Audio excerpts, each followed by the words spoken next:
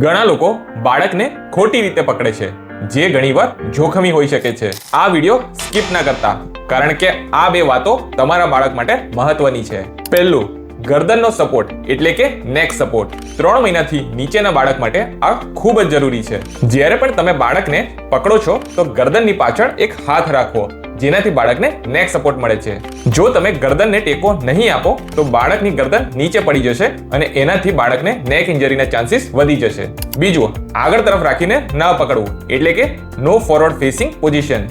ઘણા માતા પિતા બાળકને આગળની તરફ એટલે કે ફોરવર્ડ ફેસિંગ કરીને પકડે છે. તેમને લાગે છે કે બાળકનો નેક કંટ્રોલ આવી ગયો છે, એટલા માટે હવે કોઈ વાંધો નથી, પણ આ એક ખોટી માન્યતા છે.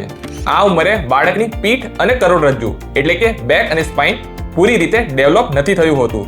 આગળ તરફ પકડવાથી એટલે કે ફોરવર્ડ ફેસિંગ પોઝિશનમાં કરોડરજ્જુ એટલે કે સ્પાઇન પર વધારે દબાણ આવે છે, જે લાંબા ગાળે બેક ઇન્જરીનો ખતરો વધારી શકે છે.